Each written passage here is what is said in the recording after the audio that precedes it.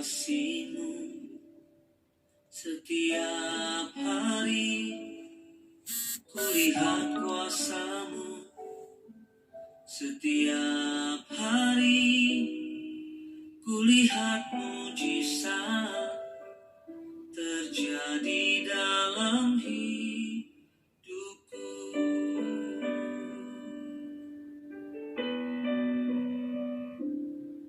Setiap hari kulihat kasih-Mu.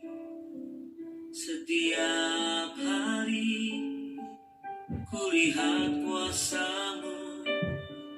Setiap hari kulihat mujizat terjadi dalam hidupku.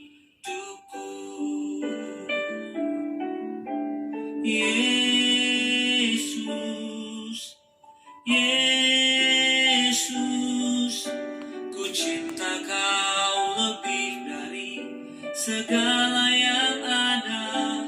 Hanya Yesus, Yesus, Kau segalanya bagiku.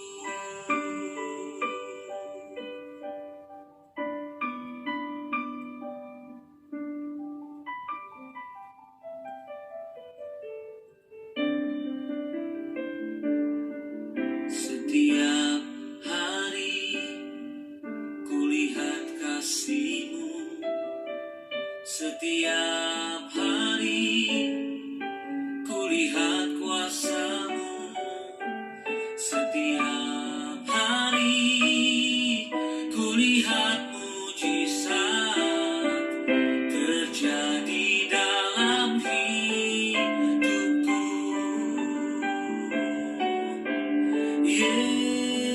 Yesus, Yesus,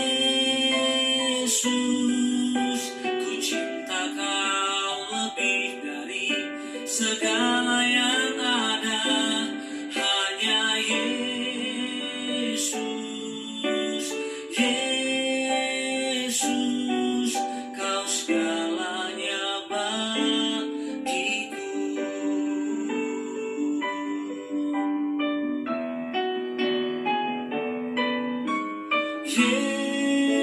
Yesus, Yesus, ku cinta Kau lebih dari segala yang ada. Hanya Yesus, Yesus, Kau segalanya bagiku.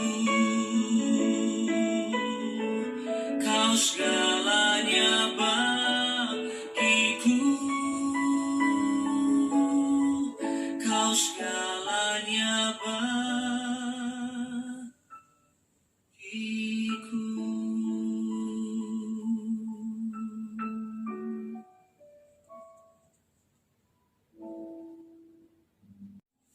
Telah kulihat bukti kasih-Mu. Kau menderita gantikanku. Dengan darah-Mu Kau selamatkanku.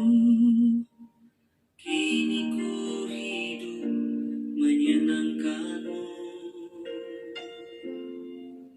Terlalu besar kasih-Mu Bapa, pengorbanan yang Kau berikan bagiku.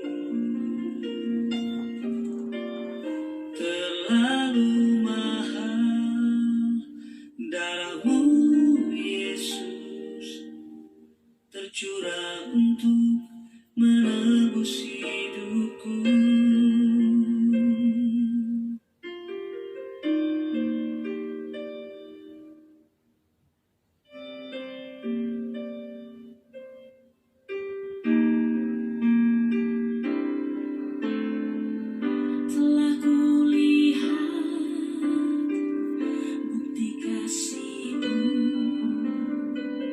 Kau menderita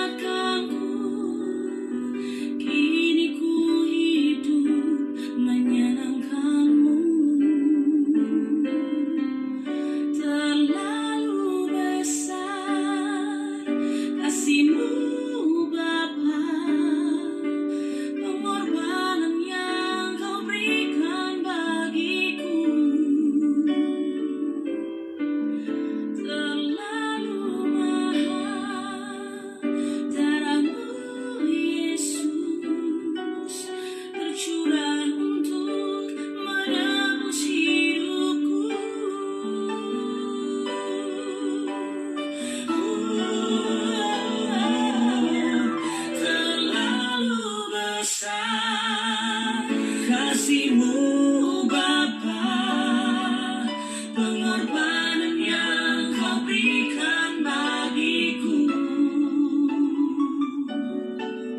terlalu mahal. Darah-Mu Yesus tercurah untuk menebus hidupku, tercurah untuk menebus hidupku, tercurah untuk menebus hidupku. Terima kasih kuasa salib-Mu, terima kasih buat darah-Mu. Engkau selamatkan kami, Engkau berikan hidup-Mu buat kami. Kami menyembah-Mu, kami bersyukur, kami menyembah. Terima kasih buat pengorbanan-Mu.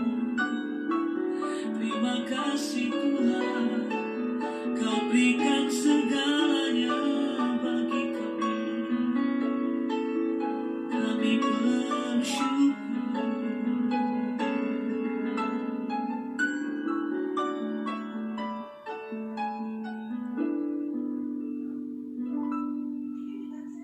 Selamatkan ku dari dosaku, dan Kau pun mengangkat jiwaku. Kau pertahankan hidupku di saat ku kehilangan segalanya. Terima kasih Kau menyelamatkan ku dari dosaku, dan Kau pun mengangkat jiwaku.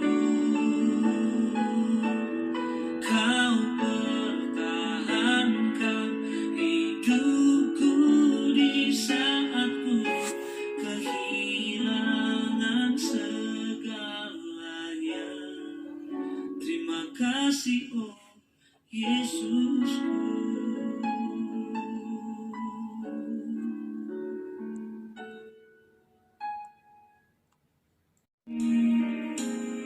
Kasih Allahku sungguh telah terbukti ketika Dia serahkan anaknya. Kasih Allah mau berkorban bagi kau dan aku. Tak ada kasih seperti kasih-Mu. Bersyukur, bersyukur, bersyukur. Oh, bersyukur karena kasih setia-Mu.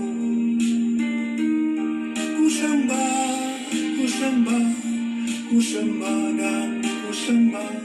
Selama hidupku ku sembah Kau Tuhan. Selama hidupku ku sembah Kau Tuhan.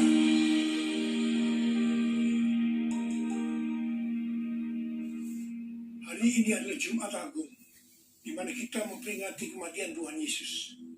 Kita akan merenungkan kembali kasih Tuhan Yesus yang luar biasa yang diberikan kepada kita semua. Saya mau mengatakan sesuatu kepada saudara, bahwa apapun yang kita alami hari-hari ini dalam pandemi COVID-19 dan krisis ekonomi, kita harus tahu bahwa Tuhan Yesus sangat-sangat mengasihi kita semua. Yang paling penting kita harus mengerti bahwa kasih Tuhan Yesus kepada kita adalah supaya kita diselamatkan. Jadi melalui segala peristiwa ini, kita harus ingat seperti yang terdapat dalam Roma 8 ayat 28 yang berkata, kita tahu sekarang bahwa Allah turut bekerja dalam segala sesuatu, baik enak maupun tidak enak, untuk mendatangkan kebaikan bagi mereka yang mengasihi dia. Apakah saudara mengasihi Tuhan Yesus? Kalau saudara berkata, ya, saya mengasihi Tuhan Yesus, berarti ayat ini buat saudara. Saya percaya melalui semua yang terjadi, kita yang mengasihi Tuhan Yesus akan makin serupa dengan gambarnya. Melalui semua yang terjadi, juga mereka yang selama ini tertidur, suam-suam kuku, mati rohani akan dibangunkan kembali. Mereka akan bertobat dan minta ampun kepada Tuhan Yesus. Tuhan Yesus mengingatkan kita agar kita tidak hidup dalam ketakutan, kekhawatiran, kepanikan yang terus-menerus. Ingat bahwa hidup mati kita di tangan Tuhan. Sekali lagi, bahwa hidup mati kita di tangan Tuhan. Bukan di tangan COVID-19. Bukan di tangan krisis ekonomi. Hari-hari ini lebih banyak orang-orang yang takut kepada hal-hal yang lain ketimbang takut kepada COVID-19 itu sendiri. Hal inilah yang dikehendaki oleh iblis. Kalau hal ini berlarut-larut, maka akan lebih banyak orang yang meninggal karena ketakutan ketimbang meninggal karena COVID-19 itu sendiri. Karena itu kita harus mengingat firman Tuhan yang berkata, dalam tinggal tenang dan percaya terletak kekuatanmu. Alkitab berkata, Yesus mati karena dosa-dosa kita. Dia dikuburkan, tapi pada hari yang ketiga dia dibangkitkan. Alkitab berkata, semua orang telah berbuat dosa dan telah kehilangan kemuliaan Allah. Upah dosa ialah maut, mati kekal selama-lamanya, tempatnya di neraka. Neraka adalah tempat yang sangat mengerikan. Jangan sampai masuk neraka. Karena itu Tuhan Yesus datang ke dalam dunia ini untuk menyelamatkan kita semua. Bagaimana cara Tuhan Yesus menyelamatkan kita? Alkitab berkata, Tuhan Yesus yang tidak mengenal dosa, dijadikan dosa oleh karena kita. Supaya di dalam dia, yaitu mereka yang percaya kepada Tuhan Yesus, dibenarkan oleh Allah. Apa arti daripada ayat ini? Tadi dikatakan, semua orang telah berbuat dosa dan telah kehilangan kemuliaan Allah. Upah dosa ialah maut, mati. Jadi Tuhan Yesus harus mati menggantikan saudara dan saya. Kalau kita melihat cara mati Tuhan Yesus, saya katakan itu sangat-sangat tidak manusiawi. Alkitab menuliskan ada 10 tahap penderitaan Tuhan Yesus. Dari Taman Getsemani sampai Golgota. Sangat mengerikan. Tahap yang pertama, ketika berada di Taman Getsemani, Tuhan Yesus berdoa kepada Bapa dalam keadaan ketakutan. Sampai peluhnya seperti tetes-tetes darah yang jatuh ke tanah. Pada saat itu seorang malaikat turun untuk menguatkan Tuhan Yesus. Tuhan Yesus berdoa kepada Bapa, ya Bapakku, jikalau sekiranya mungkin, biarlah cawan ini lalu daripadaku. Tetapi jangan seperti yang ku kehendaki, melainkan seperti yang kau kehendaki. Di sini Tuhan Yesus mengajar kepada kita, bahwa di dalam doa, kita boleh menawar, tetapi jangan memaksakan kehendak. Bagi yang sekarang ini dalam keadaan ketakutan, kita harus ingat bahwa Tuhan Yesus pernah mengalami ketakutan untuk menebus dosa kita semua. Karena itu datanglah kepada Tuhan Yesus. Dia pasti mampu dan mau menolong kita semua. Tahap yang kedua, Tuhan Yesus ditangkap. Dituduh dengan bermacam-macam tuduhan, dinudai, mukanya ditinju, dipukul. Tetapi Tuhan Yesus tidak membalas. Di sini Tuhan Yesus mempraktekkan apa yang Dia ajarkan kepada kita. Agar kita mengasihi dan berdoa bagi orang-orang yang membenci kita. Yang mengutuk kita. Yang mencaci maki kita. Tuhan Yesus berkata, jikalau kita hanya mengasihi orang-orang yang mengasihi kita, apa jasa kita? Karena orang-orang berdosa pun juga mengasihi orang-orang yang mengasihi mereka. Tahap yang ketiga, masih dibelenggu dan diadili. Waktu Tuhan Yesus diadili oleh Pilatus, ternyata tidak didapati kesalahan yang membuat Tuhan Yesus harus dihukum mati. Sementara itu orang-orang Yahudi terus berteriak-teriak supaya Tuhan Yesus dihukum mati. Salibkan dia! Salibkan dia! Akhirnya Pilatus menyerahkan Tuhan Yesus untuk disalibkan. Tahap yang keempat, Tuhan Yesus dicambuk. Proses awal dari penyalipan, jubah Tuhan Yesus dibuka dan dihukum cambuk. Dua algojo bergantian menghunjamkan cambuk ke punggung Tuhan Yesus.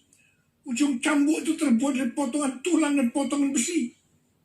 Tiap kali cambuk itu dihunjamkan ke punggung Tuhan Yesus, itu menimbulkan luka yang dalam. Tuhan Yesus berteriak kesakitan. Darah Tuhan Yesus bercucuran. Tuhan Yesus bermandikan darah. Tapi yang kelima, kepala Tuhan Yesus diberi mahkota duri. Duri ditancapkan di kepala Tuhan Yesus dengan cara dipukul. Sakitnya luar biasa. Darah bercucuran. Tahap yang keenam, Tuhan Yesus memikul salib. Dalam kesakitan, berlumuran darah, ditambah semalam Tuhan Yesus tidak tidur. Tuhan Yesus harus memikul salibnya. Tuhan Yesus jatuh bangun karena tidak kuat. Maka Simon dari Kirene disuruh menggantikannya. Tahap yang ketujuh, tangan dan kaki Tuhan Yesus dipaku. Sakitnya luar biasa. Darah bercucuran. Tahap yang ke-8, Tuhan Yesus digantung di atas kayu salib.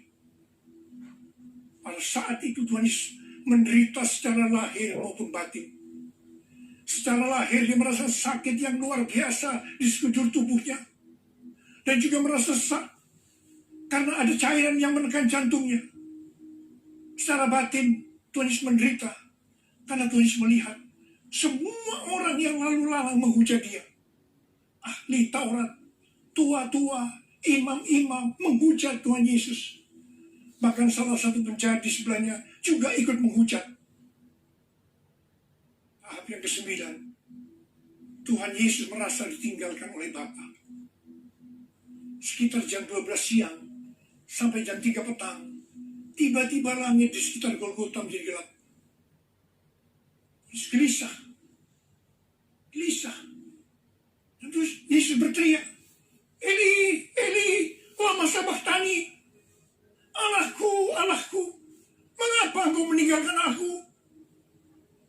Tuhan Yesus merasa ditinggalkan oleh Bapa. Orang yang berdosa pada hakikatnya dipisahkan dari Bapa.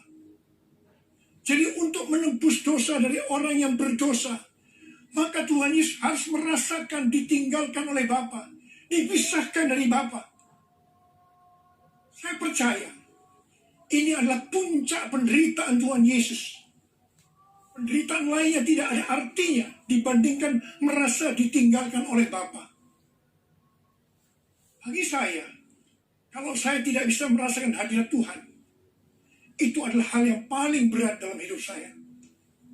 Karena itu, saya setiap hari selalu menjaga langkah-langkah dalam hidup saya, agar saya terus mengalami hadirat Tuhan. Kalau ada dosa, harus cepat diselesaikan, supaya terus merasakan hadirat Tuhan.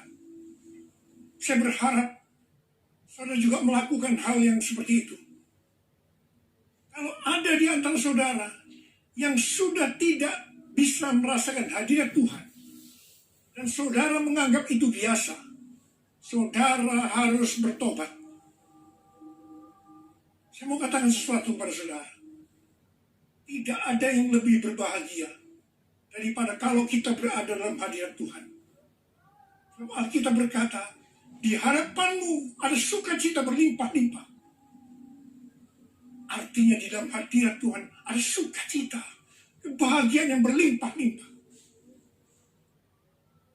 Tahap yang ke-10, Tuhan Yesus berkata, sudah selesai.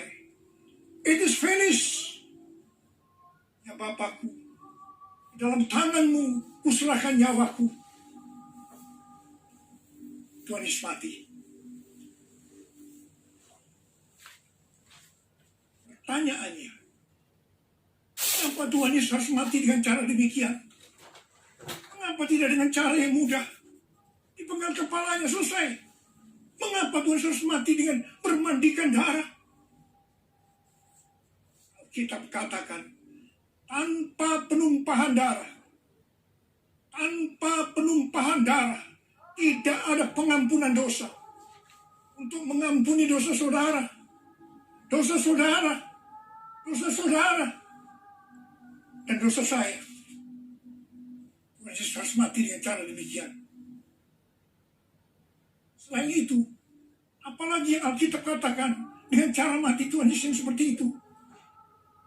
Yang pertama, penyakit kitalah yang ditanggungnya. Yang kedua, penderitaan kita yang dipikulnya. Yang ketiga, oleh bilur-bilurnya kita disembuhkan. Tanduku kasih-Mu Yesus, Kau telah mati gantikan diriku. Kau curahkan darah-Mu untuk tebus dosaku.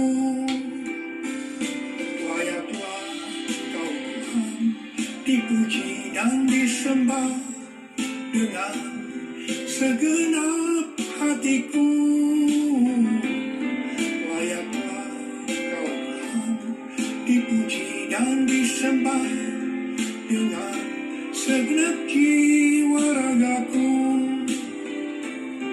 Dengan segenap jiwa ragaku. Dengan segenap jiwa ragaku. Tuhan Yesus mati karena dosa-dosa kita. Dia dikuburkan, tetapi pada hari yang ketiga Dia dibangkitkan. Haleluya! Tuhan Yesus tidak selamanya mati, tetapi pada hari yang ketiga Tuhan Yesus dibangkitkan. Apa yang Alkitab katakan kalau sampai Tuhan Yesus tidak bangkit? Yang pertama, sia-sialah pemberitaan firman Tuhan. Saya di sini memberitakan firman Tuhan tidak ada artinya, sia-sia. Tapi puji Tuhan, Tuhan Yesus hidup. Tuhan Yesus bangkit, pemberitaan firman Tuhan menjadi tidak sia-sia. Hal yang kedua, kalau sampai Tuhan Yesus tidak bangkit, sia-sialah kepercayaan kita, dan kita akan tetap mati di dalam dosa-dosa kita. Demikian juga dengan orang-orang yang mati di dalam Tuhan. Mereka akan tetap binasa. Tetapi puji Tuhan, Tuhan Yesus bangkit. Kita tidak akan mati di dalam dosa-dosa kita, tetapi kita akan bersama-sama dengan Tuhan Yesus selama-lamanya. Katakan amin. Hal yang ketiga, kalau sampai Tuhan Yesus tidak bangkit, kita adalah orang-orang yang paling malang dari segala manusia. Tetapi puji Tuhan, Tuhan Yesus bangkit. Kita bukan orang-orang yang paling malang dari segala manusia, tapi justru orang yang paling beruntung dari segala manusia. Ada berapa banyak di antara saudara orang-orang yang paling beruntung dari segala manusia? Angkat tangan saudara. Dia hidup, ada hari esok, sebab dia hidup. Ku tak gentar, karena ku tahu Dia pegang hari esok. Hidup jadi berarti sebab Dia hidup. Hidup jadi berarti sebab Dia hidup. Hidup jadi berarti sebab Yesus hidup. Karena Tuhan Yesus hidup, maka ada hari esok. Karena Tuhan Yesus yang pegang hari esok saudara dan saya, Dia hidup. Dia berkata kepada kita, jangan kamu takut, jangan kamu khawatir, jangan kamu panik. Karena Tuhan Yesus hidup, maka Dia memerintahkan kepada kita untuk menghardik COVID-19 dan krisis ekonomi dengan berkata, diam, tenanglah. Mari, saya mengajak saudara, kita bersama-sama menghardik COVID-19 dan krisis ekonomi. Mari, katakan bersama saya, dalam nama Yesus, dalam nama Tuhan Yesus, aku perintahkan kau, COVID-19, krisis ekonomi, diam, tenanglah. Diam, tenanglah. Mari, kita berdoa agar nubuatan para nabi yang mengatakan pandemi COVID-19 akan selesai pada waktu Paskah. Hal itu akan digenapi. Hal itu akan terjadi. Katakan amin. Karena Tuhan Yesus hidup, kita akan melihat Pentakosta ketiga akan digenapi. Di mana melalui semua peristiwa yang sedang terjadi saat ini, penuaian jiwa yang terbesar dan yang terakhir sebelum Tuhan Yesus datang kembali, itu terjadi.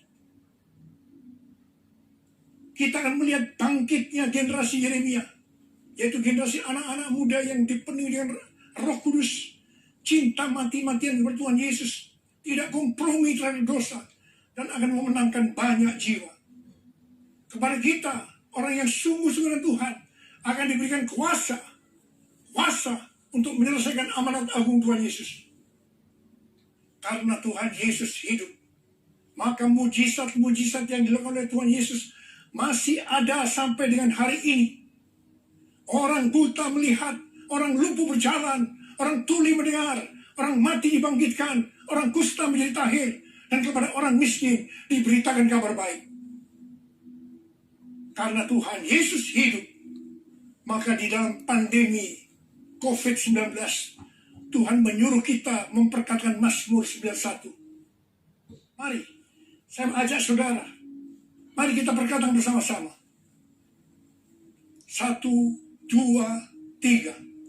Orang yang duduk dalam lindungan yang maha tinggi dan bermalam dalam naungan yang maha kuasa akan berkata kepada Tuhan, tempat perlindunganku dan kubu pertahananku, Allahku yang kupercayai.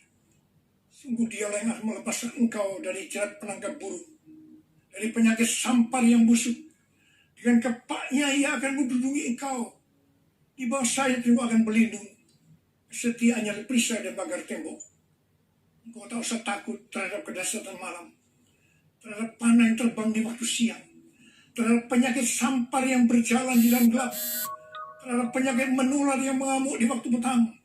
Walau 1.000 orang debat di sisimu dan 10.000 di sebelah kananmu, tetapi itu tidak akan menimpamu. Kau hanya menontonnya dengan matamu sendiri dan melihat pembalasan terhadap orang-orang fasik. Tuhan adalah tempat perlindungan yang maha tinggi telah kau buat menjadi tempat perteduhanmu. Malapetaka tidak akan menimpa kamu, dan tulah tidak akan mendekat kepada kemahmu. Malaikat-malaikatnya akan diperintahkannya kepadamu untuk menjaga engkau di segala jalanmu. Mereka akan menatang engkau di atas tangannya, supaya kakimu jangan terantuk pada batu. Singa dan ular tedung engkau langkahi. Engkau akan menginjak anak singa dan ular naga. Sungguh hatinya melekat kepadaku, maka aku akan meluputkannya.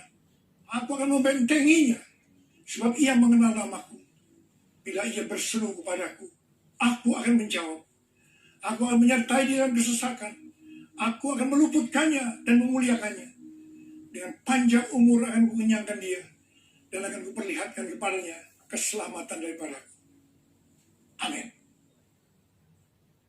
Karena Tuhan Yesus hidup, Tuhan memberikan tema tahun 2020 sebagai tahun dimensi yang baru.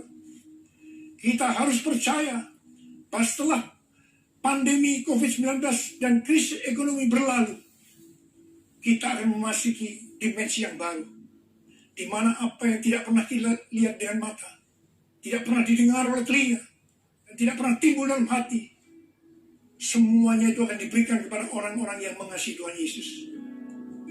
Oleh karena kemurahan Tuhan, ku ada sampai hari ini.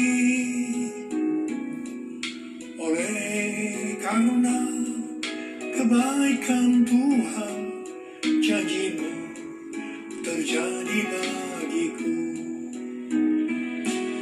Aku percaya berkat-Mu atasku melimpah,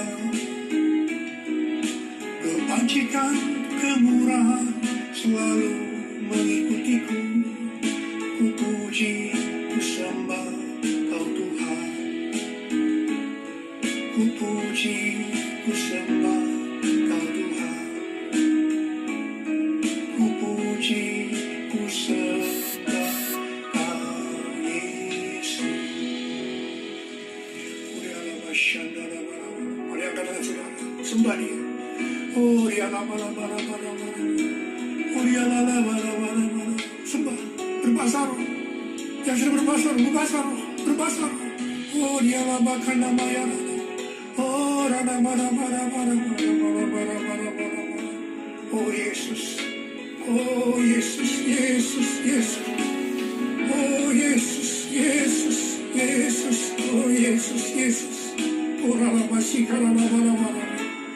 Oh Rabara.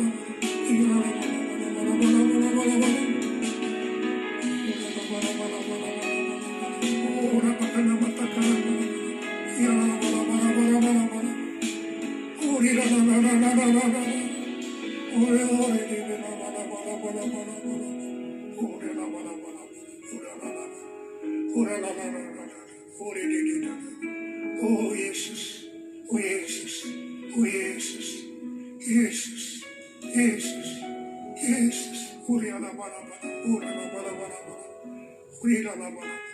Oh Yesus, Yesus, Yesus, Tuhan Yesus, Tuhan Yesus, Tuhan Yesus.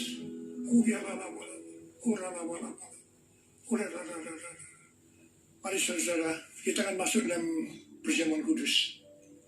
Kita akan mengingat ayat ini. Sebab setiap kali kamu makan roti ini dan minum cawan ini, kamu memberitakan kematian Tuhan sampai Ia datang. Perjamuan kudus adalah perjamuan Tuhan Yesus sendiri. Setiap kali kita masuk dalam perjamuan kudus, Tuhan Yesus selalu mengingatkan kepada kita, biarlah ini menjadi peringatan akan aku. Mari, arahkan hati saudara kepada kebaikan Tuhan. Kita akan mengingat kebaikan Tuhan.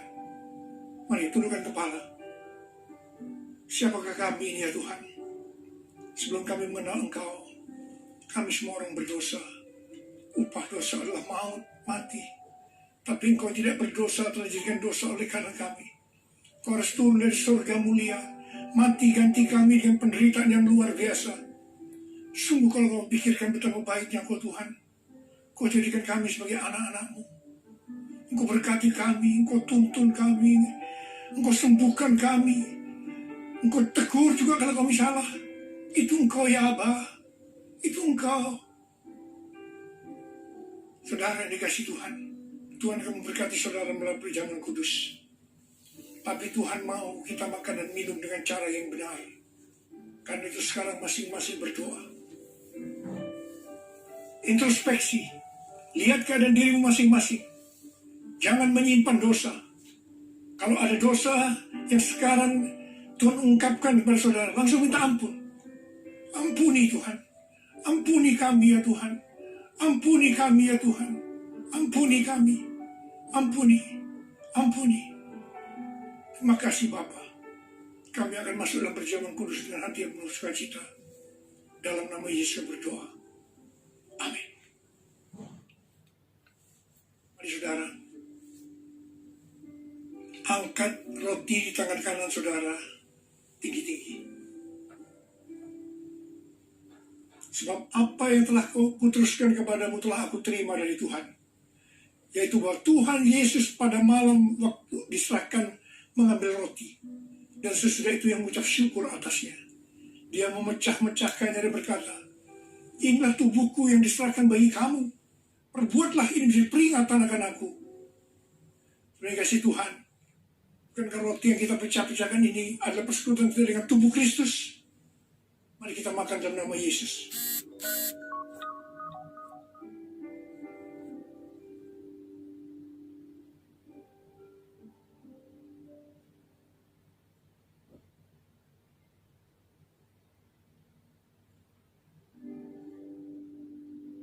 Mari, angkat cawan di tangan kanan kita tinggi-tinggi.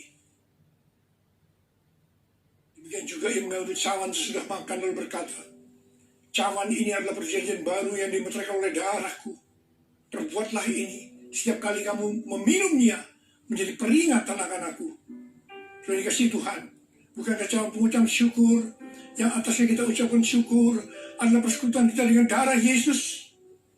Mari kita minum dalam nama Yesus.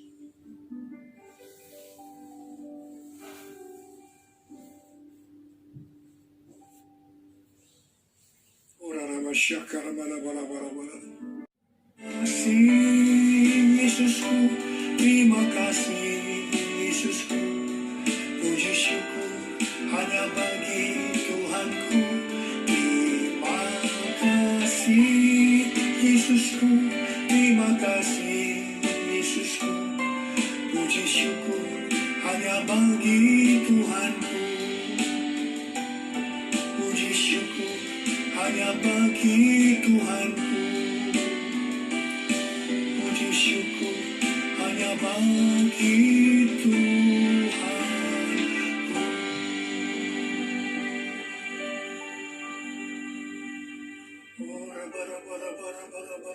Oh Yesus, Tuhan Yesus, terima kasih buat kehadiran-Mu. Terima kasih buat berkat-berkat-Mu, kesembuhan, kelepasan, jawaban doa, kekuatan yang baru, pengharapan yang baru. Tuhan, anak-anak-Mu diberkati, dikuatkan pada hari-hari ini Tuhan. Pada waktu pandemi COVID-19, krisis ekonomi, Tuhan berikan kekuatan buat anak-Mu, berkati mereka. Hamba-Mu sekarang memintakan kepadamu, mereka mungkin ada yang dalam keadaan ketakutan, kebingungan, tidak tahu apa yang diperbuat. Mereka khawatir dalam nama Yesus. Biarlah damai sejahtera Tuhan turun atasmu saat ini. Ya Tuhan, bagi yang sakit Tuhan, dalam nama Yesus, sembuh dalam nama Yesus. Sembuh dalam nama Yesus. COVID-19 aku perintahkan kau pergi dalam nama Yesus. Dalam nama Yesus. Sembuh dalam nama Yesus. Apa berkatilah anak-anak-Mu yang saat ini mereka berada di rumah-rumah.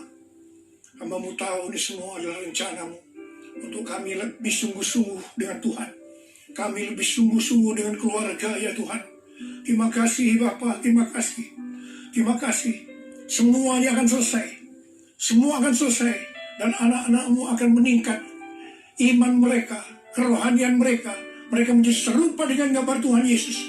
Dan mereka semua akan dipakai oleh Tuhan untuk memenangkan banyak jiwa. Kami sedang memasuki Pentakosta yang ketiga ya Tuhan. Berkati anak-anak-Mu semuanya. Berkati anak-anak-Mu. Engkau cukupkan, malah berikan mereka hidup yang berkelimpahan di tengah-tengah resesi ekonomi saat ini. Berkat-Mu melimpah. Terima berkat Tuhan. Terima, terima, terima. Dalam nama Yesus. Amin. Shalom Bapak Ibu yang dikasihi Tuhan Yesus. Kita sudah mendengar firman Tuhan yang disampaikan oleh hambanya, Bapak Pendeta Dr. Insinyur Niko Nyoto Raharjo, Gembala Sidang yang kita kasihi. Biarlah melalui firman yang sudah disampaikan, kita diteguhkan, dikuatkan, bahkan dipulihkan di tengah-tengah persoalan yang sedang kita hadapi bersama. Biarlah melalui firman ini, kita semakin kuat. Dan kita percaya ada kuasa Roh Kudus menyertai saudara dan saya. Dan kita perintahkan bersama-sama, virus corona akan berhenti. Dan Indonesia dipulihkan. Dan negara Indonesia akan menjadi negara yang maju.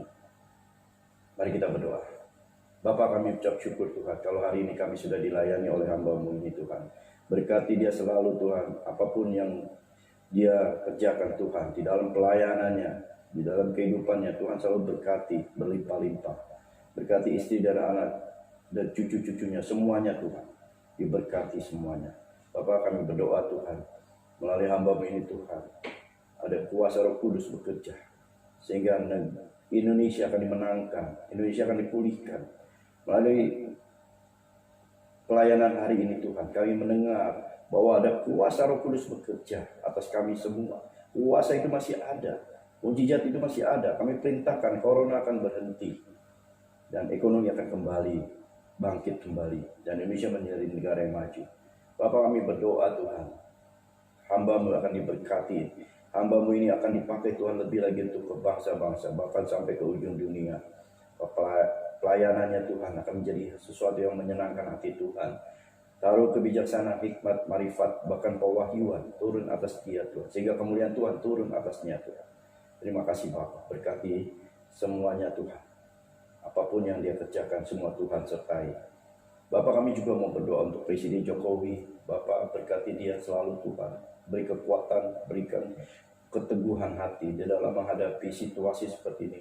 Berikan kepada dia hikmat-Mu ya Tuhan, untuk mengambil kebijaksanaan yang berasal daripadamu, sehingga Indonesia keluar dari persoalan ini. Indonesia dimenangkan melalui tangan Jokowi ini Tuhan. Indonesia menjadi negara yang maju, dan kami percaya Kau sertai dia, sehingga apapun yang dia lakukan semuanya menjadi sesuai kehendak-Mu. Dan kami patahkan semua serangan-serangan yang menghantam Pak Jokowi ini Tuhan, yang berusaha untuk menjatuhkan, dan patahkan di dalam nama Yesus. Bapak, kami berdoa juga untuk gereja-gereja di dunia ini Tuhan. Pada saat ini Tuhan, kami melihat ada penuaian jiwa-jiwa. Penuaian jiwa-jiwa terjadi besar-besaran Tuhan. Mereka berbalik dari cara-cara yang salah. Dan kami percaya Tuhan, penuaian jiwa ini menjelang akhir zaman ini terus akan terjadi. Bahkan sampai Engkau datang, semua akan mengalami pemulihan. Khusus di Indonesia Tuhan, kami berdoa untuk gereja-gereja Tuhan. Oh, mereka bersatu hati untuk memerangi virus ini, sehingga mereka menjadi kuat.